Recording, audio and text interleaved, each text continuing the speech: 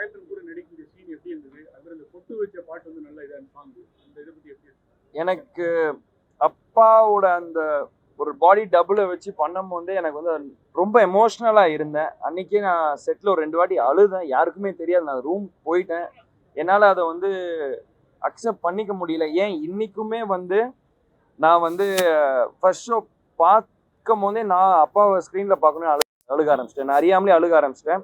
வெளியே வந்து press meet கொடுக்கும்போது நானும் சரி அண்ணனும் சரி கண்ட்ரோல் பண்ண முடியல, பிரேக் டவுன் ஆயிடுச்சு. அந்த எமோஷன் எங்களுக்கு இன்னும் இருக்கு, கஷ்டமா தான் இருக்கு அப்பா எங்க கூட இல்லையேன்ட்டு. ஆனா மேல இருந்து எங்களுக்கு ஆசீர்வாதம் பண்றாருன்னு ஒரு நல்ல நம்பிக்கையில நாங்க மூவ் ஆன் பண்ணி போயிட்டு இருக்கோம். இன்னும் என்ன சார்? அதுதான் சார், எங்களுக்கு வந்து ரொம்ப close to the heart sir அது. ஏன்னா எல்லாருமே அப்பாவோட பாட்டு இங்க அங்க நல்லா யூஸ் பண்றாங்க. ஆக்சுவலி இந்த பாட்டை வந்து நாங்க ரப்பர் பந்துலயோ வேற எந்த படத்துலயோ யூஸ் பண்றதுக்கு முன்னாடியே நாங்க ஃபர்ஸ்ட் யூஸ் பண்ணிட்டோம். அந்த ஸோ இது இந்த நிறைய பிரச்சனை நிறைய டிலேஸ் கழிச்சு படம் வந்ததுனால எங்களுக்கு டிலேவா வந்துச்சு. ஆனா எனக்கு வந்து அந்த பாட்டு தான் வைக்க போறோம்னு எனக்கு ரொம்ப சந்தோஷமா இருந்தது. அப்பா கிட்டயும் அப்ப பெர்மிஷன் கேட்டோம். அப்பா சரின்னாரு. அதுக்கப்புறம் தான் அந்த பாட்டையே நாங்க படத்துல வச்சிருக்கோம். இந்த படத்துல உங்களுக்கு ஜோடி இல்லையா சார்? உங்களுக்கு படத்துல ஜோடி இல்ல, அதை பத்தி என்ன ஃபீல் பண்றீங்க? எனக்கு ஒண்ணும் இல்லைங்க. எனக்கு யானை படத்துல இருந்துச்சுன்னா யானை கூட தான் எனக்கு கதை. எனக்கு அதுவே போதும்.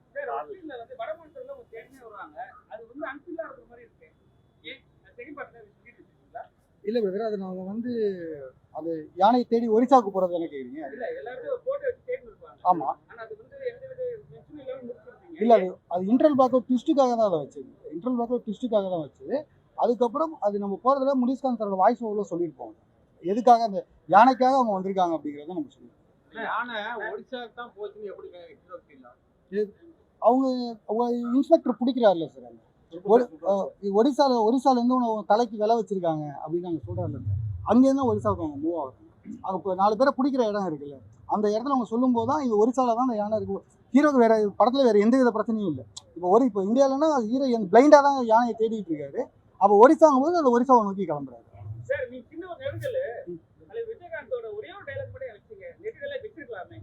இல்லை சார், ஏஐ ரொம்ப டஃப் சார். ஃபர்ஸ்ட் அப்படி பார்த்தா நான் அது பாசிட்டிவாக வைக்கணும் அப்படின்னா கம்ப்ளீட்டாக ஒரு போர்ஷனே வச்சிருக்கலாம்.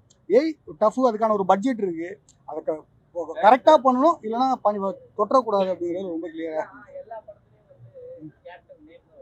ஓகே, அது ஒரு சின்ன ஓகே. ஆமா, ஓகே. இப்போ அது ரமணால வந்து ப்ரொஃபஸர்கிட்ட வளர்ந்த ஸ்டூடெண்ட்ஸ் இருக்காங்கல்ல, அவங்க அதை எப்படி கூப்பிடுவாங்க? ப்ரொஃபஸர் தானே கூப்பிடுவாங்க.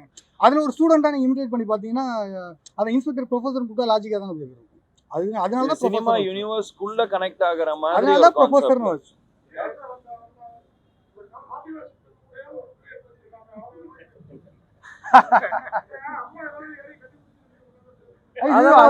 அதெல்லாம் ஒண்ணும் இல்லைங்க. இப்போ அவங்களோட நான் கட்டி பிடிச்சி டியூட் பண்ணா கதையை விட்டு ரொம்ப வெளியே போயிடும். நான் யானையை தேடி போயிருக்கேன். நான் ஒன்றும் யாரையும் கட்டி பிடிச்சி ஆட போகல. ஸோ யானையை தேடி போனேன். அந்த இதுதான் கதைக்காக கொண்டு போனது. இந்த படத்துக்கு ஹீரோயின் வைக்க கூடாதுன்னோ இல்ல டியூட் வைக்க கூடாதுன்னோ எந்த இன்டென்ஷன் கிடையாது. நான் வந்து என்ன கதைக்கு தேவையோ அதை தான் நாங்க எடுத்திருக்கோம். மற்றபடி வேற எதுவுமே கிடையாது.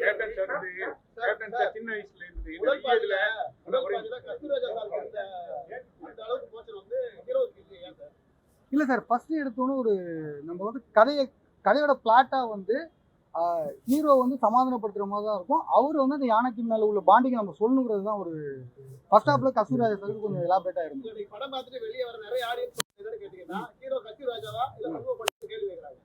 இல்ல சார், அது கதைக்கு தேவைப்படும் போது தான் இருந்துச்சு. நாங்க வைக்கணுங்கிறதுல வைக்கவே இல்லை சார். எங்கேயுமே அது வைக்கணுங்கிற இடத்துல வைக்கவே இல்லை. நரபலி வந்து தமிழ்நாட்டிலேயே ஏகப்பட்ட இடத்துல குழந்தைங்களை ஒரிசாவில் போய் இந்த காட்சி பண்றதுக்கு என்ன காரணம்? அது யானையை நரபலி கொடுக்க போறாங்கன்னு சொல்றது வந்து இதுவரை இந்தியாவில் இது மாதிரி ட்ரூ இன்சிடென்ட்ல வந்து நடந்த ஒரு விஷயத்தை தான் எடுத்து வச்சிருக்கோம். இப்போ வந்து உங்களுக்கு இப்போ சொந்த குழந்தையே கொடுக்குறாங்க போது வரும்போது தான் உங்களுக்கு ஷாக் ஆகுது. இது மாதிரி ஒரு இன்சிடென்ட் நடந்தது, அது வந்து பெருசா ஃபோக்கஸ் ஆகல. அதனால தான் ட்ரூ இன்சிடென்ட், அந்த கிளைமாக்ஸ் ட்ரூ இன்சிடென்ட் ஒரு ஈவென்ட் தான். லாரன்ஸ் நடிக்கிறதா சொன்னாரு இல்லீங்களா அந்த டைம்ல? நீங்க இந்த படத்துக்கு அணுகுனீங்களா இல்ல அவருக்கு எந்த கேரக்டர் கொடுக்கறதா இருந்தது இல்ல கருடா ராம் தான் வந்துட்டு லாரன்ஸ் நடிக்க வேண்டிய கேரக்டர்? இல்ல சார், மாஸ்டர் வந்து சொல்லும்போது ஆல்மோஸ்ட் நாங்க படத்தை முடிச்சிட்டோம். மாஸ்டர் என்னை கூப்பிட்டு பேசினாரு. பேசி அப்போ ஒரு சின்ன ஒரு முயற்சிகளும் போயிட்டு இருந்துச்சு. டேட் இஷ்யூஸ்னால அது கரெக்டாக செட் ஆகலை. ஹீரோவுக்கு அடுத்த படம் இருந்துச்சு, லுக் சேஞ்சஸ் நிறையா இருக்கு. சமீபப்படுத்தி சார் இப்போ அப்பா வந்து ஏற்கனவே இந்த படத்தை பார்த்து ஃபைட்லாம் பார்த்தாருன்னு சொன்னீங்க. அது எந்த ஃபைட் இதில் பார்த்து? ஓப்பனிங் ஃபைட்டும் அந்த பொட்டு வச்ச தாங்க கூட வருது இல்லையா, இந்த 2 ஃபைட்டு தான் பார்த்தேன். ஏன்னா இந்த 2 ஃபைட் தான் நாங்கள் ஃபர்ஸ்ட் ஷெட்யூல்ல எடுத்து முடிச்சிட்டோம். இந்த 2 ஃபைட் தான் அப்பா பார்த்தேன்.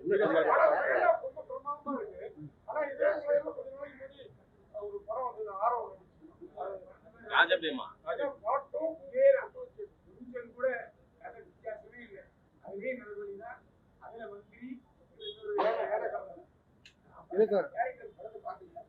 இல்லை சார், அது வந்து நான் இப்போ எங்க படமும் ஆரம்பிச்சுக்கிட்டு 2 வருஷம் ஆயிடுச்சு சார். இந்த படமும் நாங்கள் 2 வருஷமா தான் பண்ணிட்டு இருக்கோம்.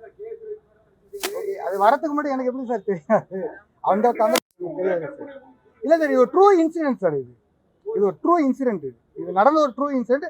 அந்த டேரக்டர் வேற மாதிரி அணுகிருக்கலாம், நான் வேற மாதிரி அணுகிருக்கலாம் சார். இந்த கேப்டன் வந்து நடிகர் சங்கத்திலையும் சரி, முன்னாடி சரி, நிறைய சின்ன சின்ன நடிகர்களுக்கு வளர்ந்த ஒரு ஆளுக்கு தான் உதவுனாங்க. இந்த படத்தோட பப்ளிசிட்டிக்கு ஒரு கேஷுவலிட்டிக்கு முன்னணி நடிகர்கள்லாம் யாராவது ஹெல்ப் பண்ணாங்க? குறிப்பா விஜய் சாருக்கு வந்து செந்தூரா பாண்டி வந்து கேப்டன் அவ்வளோ இது பண்ணாங்க. இந்த படத்துக்கு உங்களுக்கு ஏதாவது? இல்ல எனக்கு சினிமால இருந்து எல்லாருமே நிறைய பேர் எனக்கு ட்வீட் பண்ணியிருக்காங்க. கார்த்தி சார் நிறைய பேர் வந்து எனக்கு ட்வீட் பண்ணியிருக்காங்க. ஸோ அவங்கவுங்க யாரெல்லாம் ஹெல்ப் பண்றாங்களோ அவங்கவுங்க பப்ளிசிட்டி பண்ணிட்டு தான் இருக்காங்க.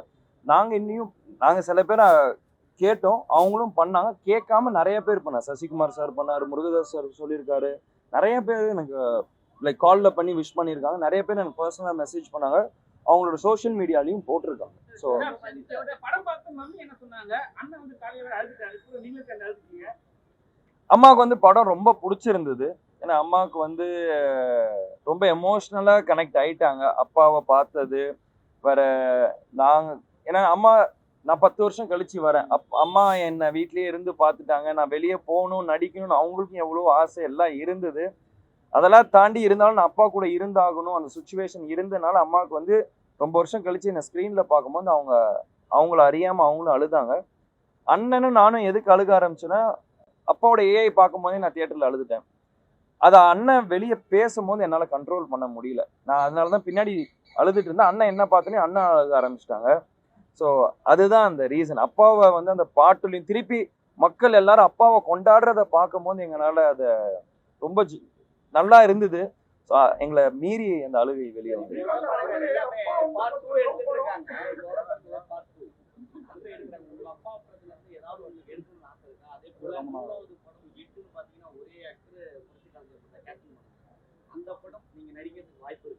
எதுங்க கேப்டன் பிரபாகரன் அது எனக்கு இப்போதைக்கு தெரியல. இப்போ நம்ம முருகதாஸ் சார் என் ஆடியோ லான்ச்ல சொல்லியிருக்கு.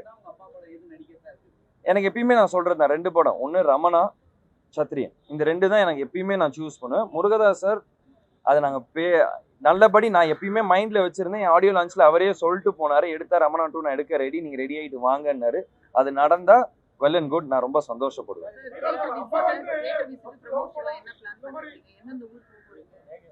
நான் இப்போதைக்கு சென்னை மட்டும் தான் பிளான் பண்ணியிருக்கேன். ஸோ இன்னொன்று நாங்கள் டீமாக உட்காந்து ஒரு சிட்டி ஊராக பிளான் பண்ண போகிறோம். பிளான் பண்ணிவிட்டு நாங்கள் அதை அனௌன்ஸ் பண்ணிடுறோம்.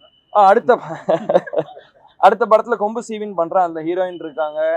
அது வந்து நம்ம பொன்ராம் சாரோட படம். அது கம்ப்ளீட்டாக நீங்கள் பொன்ராம் சார் எப்படி ஒரு படம் கொடுப்பாரோ அந்த மாதிரி இருக்கும். இது அன்பு சாரோட படம். அன்பு என்ன வே ஆஃப் ட்ரீட் பண்ணுறாரோ அந்த மாதிரியான படம். அதுக்கு பொன்ராம் சார் அவர் என்ன வேலை ட்ரீட் பண்ணியிருப்பாரோ அந்த மாதிரி அந்த காமெடி, ஆக்ஷன், ஃபன், ரொமான்ஸ் எல்லாமே அதில் இருக்கும்.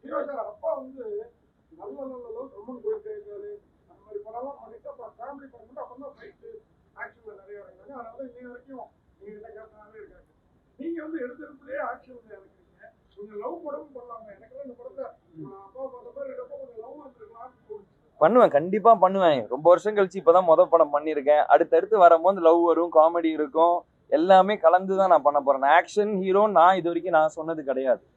நான் வந்து எல்லாமே நான் ட்ரை பண்ண போறேன். லவ் பண்ணுவேன். பொன்ராம் சார் போனா full and full through out comedy இருக்கும், லவ் இருக்கும், சின்ன ஆக்ஷன்ஸ் இருக்கும், அந்த மாதிரி தான் இருக்கும். அதுக்கு அடுத்தது இன்னொரு டைரக்டர்கிட்ட பேசிட்டு இருக்கேன். சைன் பண்ண உடனே அதை நான் சொல்றேன். அது வந்து ஒரு மாதிரி லவ் ஸ்டோரியாவே போகும். ஸோ நான் எல்லாமே அதுக்கு ஏற்ற மாதிரி தான் பண்றேன். ஃபுல் அண்ட் ஃபுல் ஆக்ஷன் நானும் பிளான் பண்ணல. எனக்கு டைரக்டர் கதை சொல்றாங்க, எனக்கு பிடிச்சிருக்க கதைக்கு ஏற்ற மாதிரி நான் சூஸ் பண்ணுவேன். அப்பா மாதிரி வருஷத்துக்கு 10 படம் பண்ணுவீங்களா? அது வந்து இல்ல, அது வந்து சசிகுமார் சார் ப்ராஜெக்டுக்காக வளர்த்த முடியும் தாடி. அந்த ப்ராஜெக்ட் டைம் ஆனனால அன்பு சார் வந்து அதுக்கு இல்லை நான் இந்த கெட்டப் அப்படியே எடுத்துக்கிறேன், முடிதாடி வெட்ட மாட்டேன்னு சொன்னதுக்காக அந்த இது அப்படியே பண்ணது. மற்றபடி அந்த இது படத்துக்காகன்றது இது கிடையாது. வருஷத்துக்கு 10 படம் பண்ணுவீங்களா? வாய்ப்பு கிடைச்சா கண்டிப்பா பண்ணுவேன். ஆமா, அடுத்தது அதே கேப்டன் சினி கிரியேஷன்ல உங்களை வச்சு படம் பண்ணுவாங்க சார். ரமணா 2 ரொம்ப நட்டு போயிடுவோம். சார் இந்த படத்துல அம்மா சென்டிமெண்ட்டுக்கு ஒரு முக்கியத்துவம் கொடுத்துருக்கீங்க. கேப்டன் அவர்களோட படம் திரையரங்குக்கு வரும்போது அம்மாவோட ஃபீலிங் எப்படி இருக்கும்? இன்னைக்கு நீங்க முதல் தடவை உங்களோட படத்தை தியேட்டருக்கு பார்க்க வரீங்க, அவங்களோட உற்சாகம் எப்படி? அதுதான் சொன்னேன்ல, அம்மாவுக்கு வந்து இது வந்து ஒரு ரொம்ப சந்தோஷமான நாள். நான் அம்மா வந்து அப்பா இறந்ததுக்கு அப்புறம் இவ்வளோ சந்தோஷமா நான் எனக்கு தெரிஞ்சு நான் பார்த்து ரொம்ப நாள் ஆச்சு. அம்மா நேற்று ஈவினிங் தான் ரொம்ப சந்தோஷமா நல்லா ஜாலியாக சிரிச்சிட்டு இருந்தாங்க. எனக்கு தெரிஞ்சு அம்மா நேற்று நைட்டு தான் ரொம்ப நாள் கழிச்சு நல்லா தூங்குனாங்கன்னு நான் நினைக்கிறேன். ஸோ அம்மாவுக்கு வந்து இன்னைக்கு என் படம் ரிலீஸ் ஆனது அவ்வளோ ஒரு பெருமையான நாளாக அவங்க கருதுறாங்க. ஒரே நிமிஷம் சார். நீங்க வந்து சம்பளம் வாங்கல, வாங்காம பண்ணேன் அப்படின்னு சொல்லி இதுல சில பேர் முன்னாடி நிறைய பேர் வரல, சம்பளம் வரல, அவங்க சார் இப்போ ஒன்றும் சார், அதுக்கு யூனியன் ஒன்று இருக்குது, அது பண்ணாமல் கியூப் ஓப்பன் ஆகாது. அது லிட்டரலி அது யார் எப்படி அந்த நியூஸ் வந்துச்சுன்னு எங்களுக்கு தெரில. இது அதுதான் செல்வமணி சார்னு ஒருத்தவங்க பக்கத்துலேயே உட்காந்துருக்காங்க. அப்படிலாம் இருந்தால் படத்தை ரிலீஸே பண்ண அலோவ் பண்ண மாட்டாங்க. அண்ணியார் அண்ணியார்னு ரொம்ப பாசமா கூப்பிடுவோம் அம்மாவை. அதே மாதிரி உங்களுக்கு அண்ணியார் எப்போ வர போறாங்க?